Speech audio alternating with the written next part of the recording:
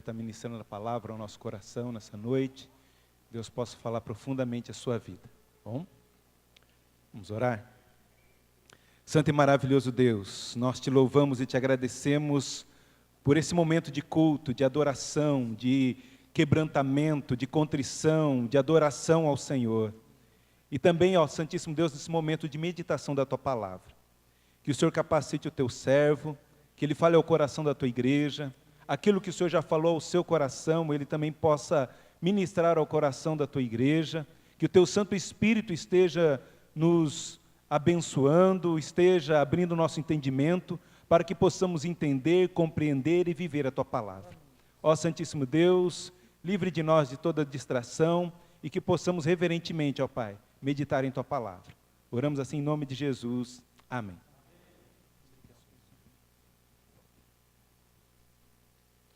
Graça e paz, irmãos.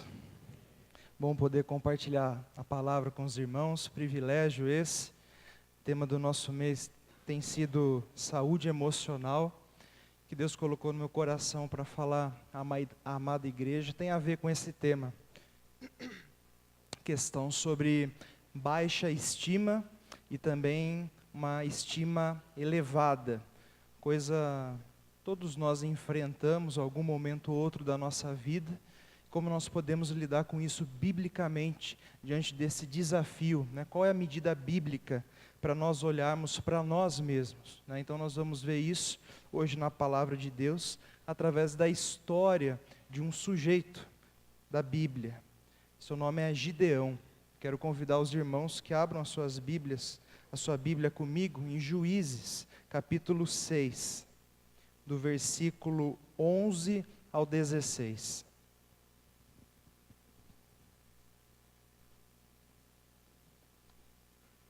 É o 7º livro, né, na ordem cronológica da Bíblia, está mais no comecinho. Juízes, capítulo 6, do 11 ao 16. Juízes 6, do 11 ao 16. Diz assim a palavra de Deus: Então veio o anjo do Senhor e assentou-se debaixo do carvalho que está em Ofra, que pertencia a Joás, a Biesrita. E Gideão, seu filho, estava malhando o trigo no lagar, para o pôr a salvo dos midianitas. Então o anjo do Senhor lhe apareceu e lhe disse: O Senhor é contigo, homem valente. Respondeu-lhe Gideão: Ah, Senhor meu, se o Senhor é conosco, por que nos sobreveio tudo isto? E que é feito de todas as suas maravilhas que nossos pais nos contaram, dizendo: Não nos fez o Senhor subir do Egito? Porém agora o Senhor nos desamparou e nos entregou nas mãos dos midianitas. Então se virou o Senhor para ele e disse: Vai nessa sua força e livra Israel da mão dos midianitas. Porventura não te enviei eu? E ele lhe disse: Ai, Senhor meu, como livrarei Israel? Eis que minha família é a mais pobre em Manassés, e eu o menor da casa do meu pai.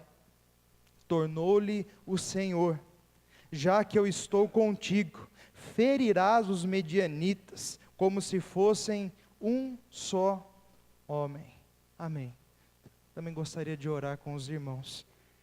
Deus, muito obrigado pelo privilégio de compartilhar a sua palavra com os meus irmãos. Peço ao Senhor que realmente atue no nosso coração, abra o nosso entendimento, ó Pai, para compreendermos claramente a sua palavra. Seja uma noite de transformação, seja uma noite de conhecer melhor o Senhor e conhecer melhor a nós mesmos, ó Pai. Tem misericórdia de nós. Nós carecemos do Senhor, quanto nós carecemos, ó Pai. Por favor, ó Deus, que o Senhor não olhe para nós segundo os nossos pecados, mas segundo a Tua graça e a Tua misericórdia. Limpa nosso coração, a nossa mente, tudo aquilo que é empecilho para nós estarmos atentos à voz do Senhor. Afasta o nosso coração toda ansiedade, toda preocupação, toda luta, que o Senhor seja aquele que saia glorificado daqui, ó Pai. Essa é a nossa oração no nome santo e precioso do Teu Filho amado. Amém. Irmãos, o livro de Juízes é um contexto, né? Ele está inserido em um contexto em que o povo havia acabado de entrar na terra prometida, sob a liderança de Josué, e uma coisa muito clara que o Senhor havia dito para o seu povo, que ao entrar na terra prometida, ele expulsasse todos os cananeus, todos os povos que estivessem ao redor deles. Não era para eles terem comunhão com nenhum daqueles povos inimigos, eram para expulsar todos eles. É uma das coisas que o povo não fez. O povo começou a deixar os outros povos ao seu redor, os homens começaram a tomar as mulheres em casamento, começou a haver casamentos mistos, né, entre o povo de Israel e os outros povos. Josué morre. Ainda depois da morte de Josué, os anciãos da época que conheceram Josué, que estavam ali com o povo, lideraram por um certo tempo a nação de Israel. Mas depois dessa geração, esses anciãos que estavam com Josué, que lideraram o povo, morreram. E a próxima geração que se levantou era uma geração que não conhecia o Senhor, a palavra de Deus fala. Muito provável que os pais não legaram conhecimento de Deus para os seus filhos. Então se levantou uma geração que não temia Deus, não conhecia Deus e que já estava, de certa forma, misturada com as nações ao redor de Israel. E isso levou o povo a começar a adorar outros deuses. O Senhor falou que esses povos seriam um laço para a nação de Israel. E por isso eles começaram a adorar Baal e Astarote, que eram os deuses dos povos ao seu redor. E começaram a se prostituir diante do Senhor. O que aconteceu? Deus começou simplesmente a apertar o seu povo com os outros povos, que começaram a guerrear, começaram simplesmente a tomar terras do povo de Israel, mantimentos, e o povo começou a clamar ao Senhor: Senhor, tem misericórdia, se lembre de nós. E Deus então começou a levantar os juízes, que eram líderes regionais, né, de Israel, eram levantados para defender determinada tribo de Israel, de determinada nação que estava atacando, e Deus suscitava livramento para o seu povo. E aí, durante a vida desse juiz, o povo andava com o Senhor. Quando esse juiz morria, o povo voltava a se prostituir com outros deuses, e de novo clamava ao Senhor, o Senhor levantava outro juiz, e por assim vai até o final do livro de Juízes. É um ciclo de falhas, é isso que nós vemos no livro de Juízes. Um desses juízes que Deus levanta é justamente esse moço, chamado Gideão, da tribo de Manassés, né? De um clã da tribo de Manassés.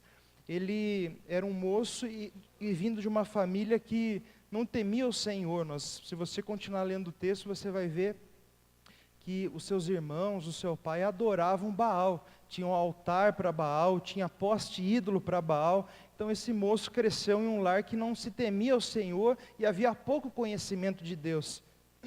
É interessante que logo Deus, o anjo do Senhor, que é tido como o próprio Yahvé, no texto, o próprio Senhor, o próprio Deus, chegou para Gideão e falou, no versículo 13, versículo 12, então o anjo do Senhor lhe apareceu e lhe disse: o Senhor é contigo, homem valente. Dessa forma, o anjo do Senhor se dirigiu a Gideão. E a partir daqui a gente começa a ver que esse sujeito, ele tinha uma baixa estima, né? Ele olhava para si e só enxergava suas fraquezas, incapacidades, limitações. Isso começa a ficar claro na maneira como Gideão começa a responder ao Senhor. Falar: Senhor, se o Senhor é conosco, né? Porque nos sucedeu todas essas coisas. Então Deus volta a falar para Gideão. Então virou o Senhor para ele e disse: vai nessa tua força, livre Israel das mãos dos midianitas, não te enviei eu? Ele fala: ô Senhor, parece que o Senhor não sabe, eu sou o mais novo da minha casa, irmão mais novo, minha família é a mais pobre da tribo de Manassés. Então você começa a ver que realmente esse sujeito começa a levantar várias desculpas para obedecer aquilo que Deus havia dito para ele. E aqui aparece simplesmente a raiz, na verdade, da baixa estima, coisa que assola a todos nós, a uns mais do que outros, mas atinge cada um que está aqui. E a raiz da baixa estima é a incredulidade. É quando você olha apenas para os seus defeitos e você desconsidera Deus da sua vida. É não crer em Deus e olhar apenas para as suas incapacidades. E era isso que Gideão estava fazendo. E a baixa estima, irmãos, ela tem várias consequências na nossa vida, diversas consequências. Uma delas é que a baixa estima nos leva a ver as circunstâncias à nossa volta de uma perspectiva errada. Ela leva a gente a enxergar situações na nossa vida de uma maneira equivocada. É você estar mais preocupado do que os outros vão pensar de você, do que aquilo que o Senhor pensa a seu respeito. Você está mais preocupado com aquilo que você pensa de si, do que aquilo que o Senhor diz a respeito de você. O Senhor insistiu por diversas vezes a Gideão: homem valente, eu sou com o Senhor, eu sou com você, eu te enviei, você vai livrar o meu povo das mãos dos midianitas, você é valente.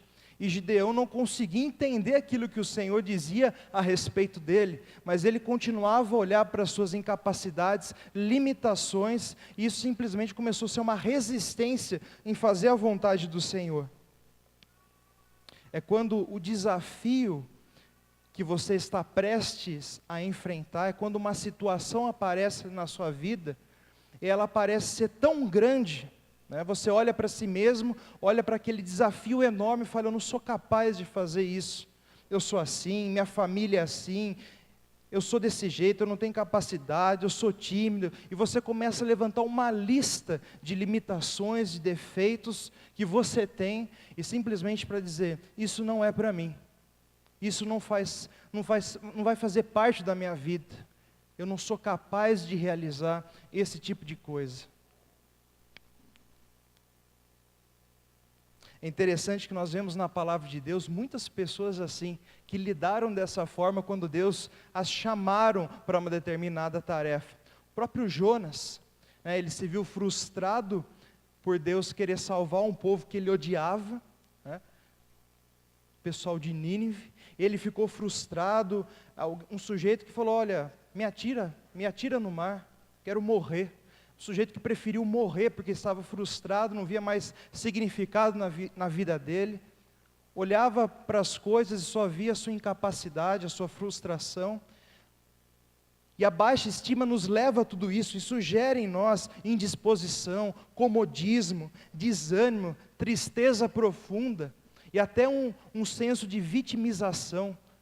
Nós começamos a ser vítimas de tudo. Eu não sou bom para nada, eu não sirvo para nada, eu não consigo fazer nada. Nós vemos isso na vida de Jonas, nós vemos isso na vida de Jó. Depois de um tempo que Jó começou a ser afligido com todas aquelas dores que Deus havia mandado sobre ele, ele falou: olha, eu preferia ser um aborto do que enfrentar tudo isso. Ele começou a se questionar: por que de tudo isso? Eu não sou capaz de suportar tudo isso, isso tudo está acima de mim. Senhor, tira logo a minha vida, eu não aguento tudo isso. Jó começou a se questionar, a ver a sua própria limitação. Percebe? Isso vem sobre a nossa vida. Isso vem quando você talvez é desafiado no seu trabalho a assumir uma nova responsabilidade. Talvez na escola, na faculdade, quando você é inserido em um novo grupo de pessoas que você não conhece, quando você vai lidar com um desconhecido, quando você precisa, de repente, falar em público, ou fazer alguma coisa, você acha que você é tímido, que você não é capaz, ou talvez Deus trouxe doença na sua família, e agora lidar com tudo isso tem sido algo que talvez você olha para si e entenda que você não tem forças para lidar com tudo isso. Talvez alguém que você ama foi tomado de você, você perdeu alguém amado por você, e talvez agora você não vê a sua vida agora sem essa pessoa, com uma perspectiva de que as coisas vão dar certo, e você simplesmente se vê incapaz de se adaptar e de continuar seguindo em frente. Todas essas circunstâncias, meus irmãos, são muitas as circunstâncias que podem abalar a nossa estima. E isso simplesmente pode trazer, como eu disse, simplesmente desânimo, tristeza, comodismo, indisposição para fazer as coisas. E era isso que estava acontecendo com Gideão. O Senhor falou: olha, eu vou colocar você para liderar o meu povo, para vencer os midianitas. Aí Gideão falou, ele deve ter pensado, Senhor, o senhor sabe com quem o senhor está falando? O senhor não confundiu as pessoas, não? O senhor sabe qual que é a minha família? O senhor sabe a nossa situação? É comigo mesmo que o senhor quer falar? Parece que é isso que Gideão está tentando falar com o Senhor. Olha a história do nosso povo, olha o que aconteceu com o nosso povo, olha a minha vida, eu sou mesmo a pessoa certa para fazer isso? Começa a levantar perguntas acerca da sua própria deficiência. Isso é impedimento para ele fazer a vontade do Senhor. Desculpas e mais desculpas para não prosseguir, para não aceitar desafios, para não sonhar com algo que Deus tem preparado para você. Irmãos, muitas vezes nós agimos assim. Nós queremos nos esquivar, muitas vezes, de desafios. Só que Deus vai usar desafios para fazer a gente crescer. E não só para fazer a gente crescer, mas para mostrar que é Ele que agiu através da nossa vida.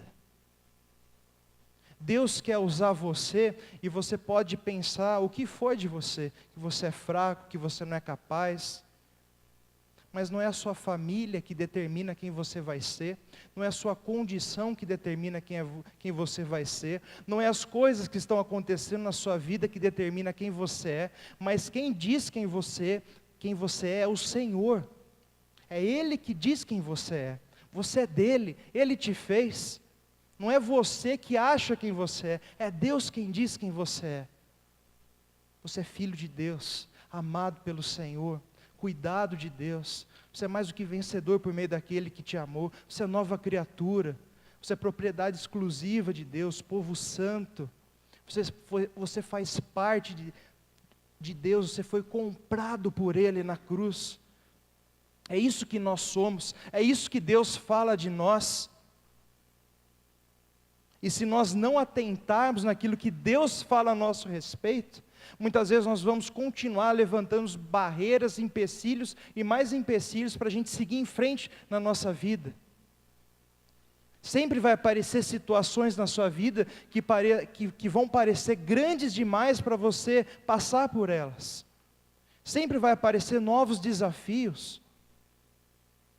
Eu insisto em falar aqui para os adolescentes, se você pede a Deus para ser uma pessoa mais paciente, como Deus vai fazer isso? Nós queríamos acordar no próximo dia sendo pessoas mais pacientes, mas não é assim que Deus faz, na maioria das vezes. Ele vai colocar pessoas que te irritam do seu lado, para você aprender a lidar com elas, para você aprender a depender de Deus no trato com essas pessoas.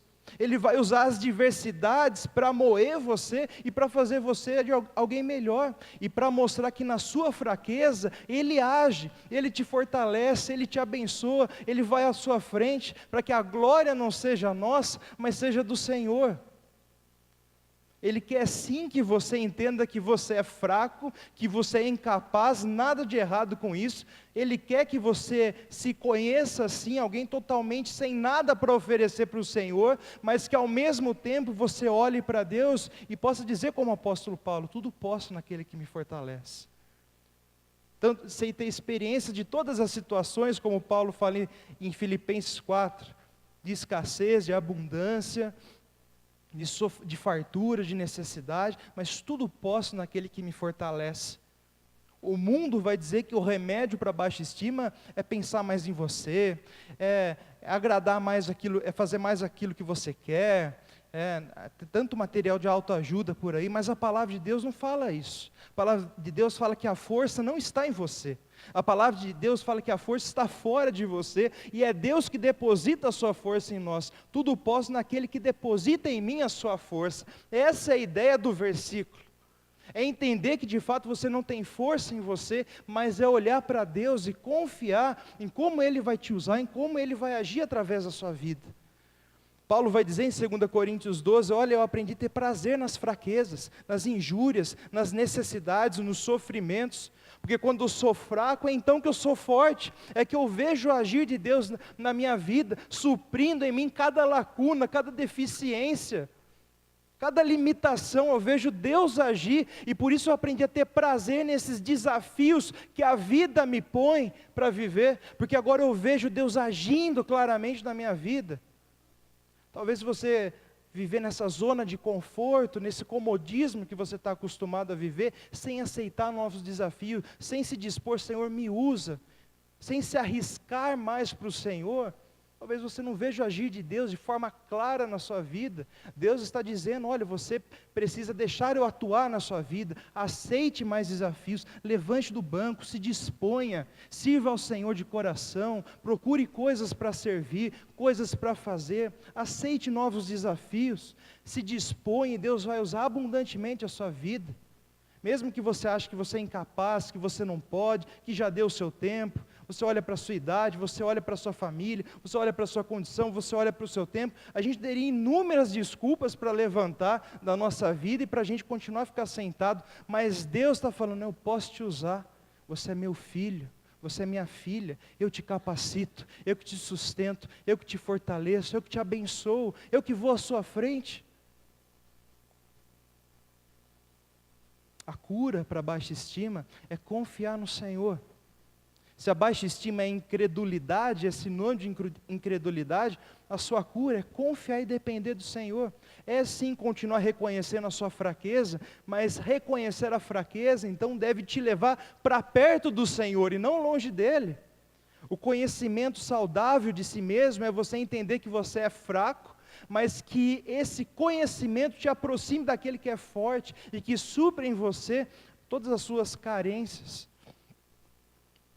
Para Deus te usar, para Deus te aperfeiçoar, para Deus moldar em você o caráter do seu filho, para você ser bênção na vida de outros, para você ajudar a expandir o reino do Senhor, para você usar seus dons, seus talentos, sua vocação para a glória de Deus. Deus quer te usar. Fiel é quem nos chama, o qual também fará.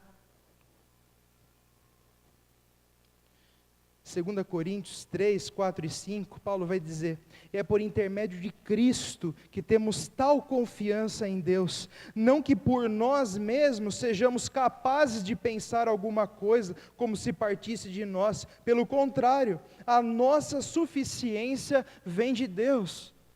Nós não somos capazes de pensar ou fazer alguma coisa como se partisse de nós, mas a nossa suficiência vem do Senhor. É isso que o apóstolo Paulo afirmava, é isso que conduzia ele no seu ministério.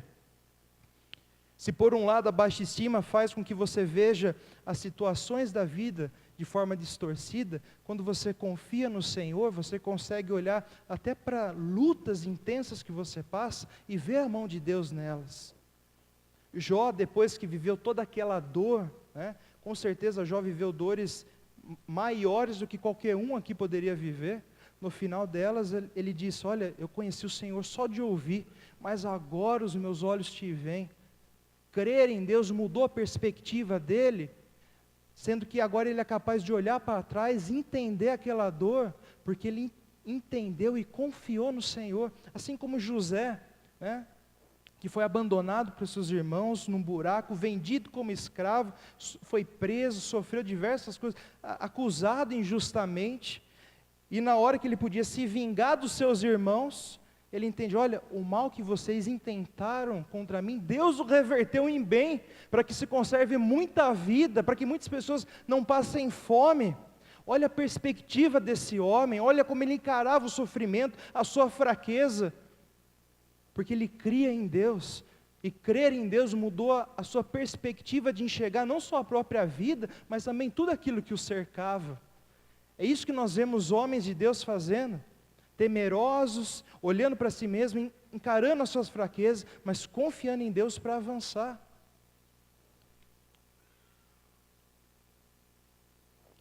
Eclesiastes 8:12 vai dizer, ainda que o pecador faça o mal 100 vezes, e se prolonguem os seus dias, eu sei com certeza que bem sucede aos que temem a Deus. Romanos 8:28, todas as coisas cooperam para o bem daqueles que amam a Deus, que são chamados segundo o seu propósito.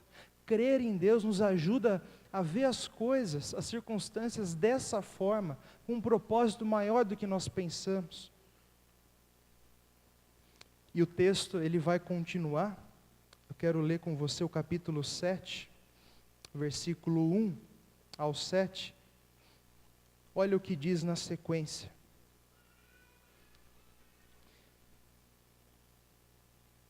Antes de ler o capítulo 7, Gideão confiou no Senhor, Deus o usou, em primeiro lugar, para destruir os altares de Baal, da casa do seu pai, da casa dos seus irmãos, e agora Deus vai usá-lo, de fato, para vencer os midianitas. Então, ele reúne um exército de homens para marchar contra o seu inimigo. Tá? Então, é nesse contexto que se inicia o capítulo 7. E Jerubaal aqui é justamente a Gideão, vai dizer: então Jerubaal, que é Gideão, se levantou de madrugada e todo o povo que com ele estava se acamparam junto à fonte de Arode, de maneira que o arraial dos midianitas lhe ficava para o norte, no vale, de fronte do outeiro de Moré. Disse o Senhor a Gideão: é demais o povo que está contigo, para eu entregar os midianitas nas suas mãos. Israel poderia se gloriar contra mim, dizendo: a minha própria mão me livrou. Vamos até aqui.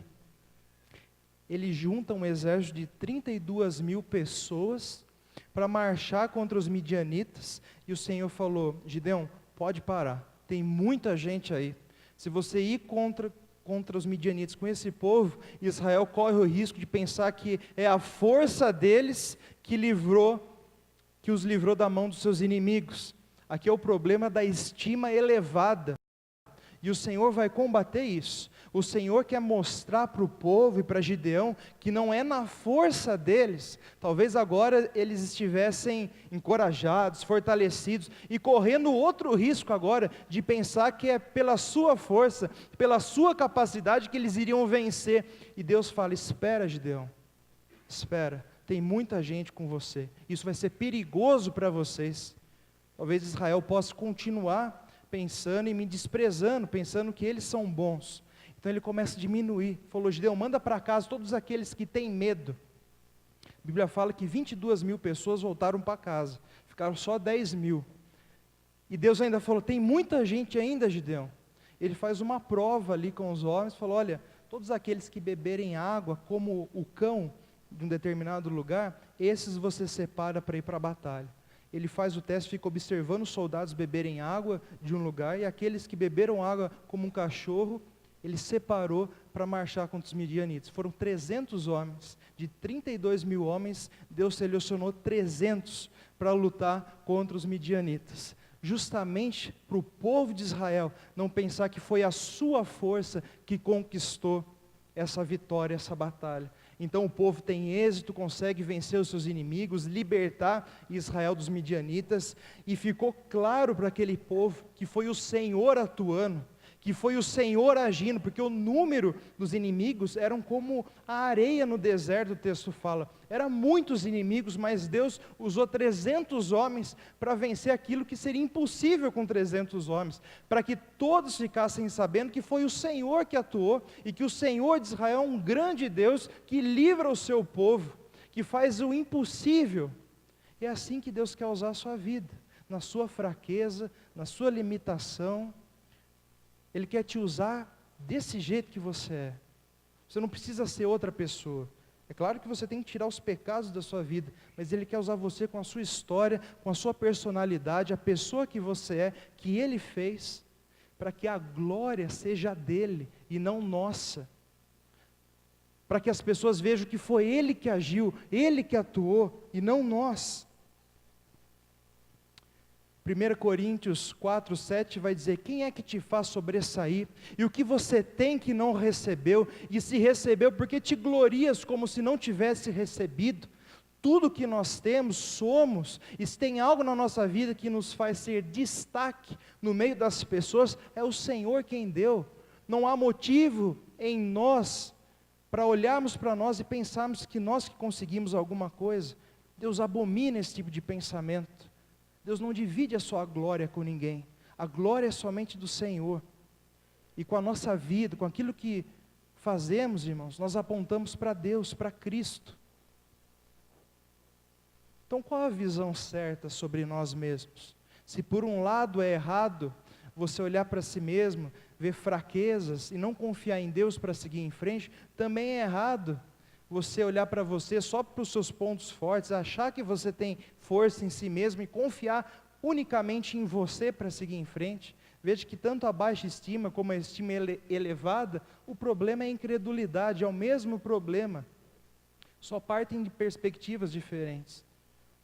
Qual é a medida certa para nós pensarmos sobre nós mesmos? Paulo vai dizer em Romanos 12:13, porque pela graça que me foi dada, digo a cada um dentre vós, que não pense de si mesmo além do que convém, antes pense com moderação, segundo a medida de fé que Deus repartiu com cada um. Pense com moderação, de acordo com aquilo que Deus tem acrescentado na sua vida. O que Paulo está dizendo é o seguinte: não pensem que vocês são bons demais, mas entendam que Deus tem capacitado, chamado vocês e depositado em vocês dons para vocês o servirem.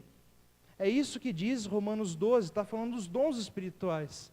Então é para olhar, você deve olhar para si mesmo como alguém fraco, carente, dependente, alguém que não tem mérito algum em nada do que faz, porque o mérito é todo de Deus, mas confiar em Deus para seguir em frente, inclusive para aceitar novos desafios e vencê-los. E depois dizer que toda a glória é do Senhor, testemunhar que é Deus que ajudou, Deus que capacitou e Deus que fortaleceu. Que Deus nos ensine essa lição preciosa, irmãos, saber como lidar com a nossa própria estima, entender que somos carentes, dependentes da sua graça, mas confiar na força que vem do Senhor para continuar avançando. Que Deus possa fortalecer essa palavra no nosso coração. Amém? Quero orar com os irmãos mais uma vez. Deus, muito obrigado pela sua graça, por essa palavra que o Senhor ministrou no nosso coração. Ó Deus, tem misericórdia de nós. Nós entendemos como nós somos pequenos, ó Pai. E nós diante do Senhor, nós queremos confessar isso. Quanto nós carecemos do Senhor. Por favor, que Teu Espírito, ó Pai, nos encha. Possamos ser cheios do Espírito do Senhor. Possamos realmente viver o fruto do Espírito. Que as pessoas vejam em nós a glória do Senhor. Cristo em nós. Ó Deus, abençoa cada família aqui representada, cada um dos meus irmãos, para que, ó Deus, possamos continuar vivendo, confiando no Senhor. O Senhor sabe de cada situação que cada um dos meus irmãos tem vivido. O Senhor sabe que muitos têm vivido lutas terríveis, adversidades. Ó Deus, que nelas, elas possam enxergar a mão do Senhor, que é o Senhor que vai atuar, para que todos vejam que foi o Senhor que capacitou, o Senhor que fortaleceu, o Senhor que guiou, o Senhor que abençoou, o Senhor, ó Pai, que está conduzindo toda a situação. O Senhor nos dê a fé necessária para crer nisso, mesmo quando as circunstâncias à nossa volta e nosso próprio coração dizem o contrário. O Senhor nos dê a fé para crer naquilo que o Senhor diz a respeito de nós, para que toda a honra, toda a glória seja dada ao Teu nome. Assim nós oramos em nome de Jesus. Amém.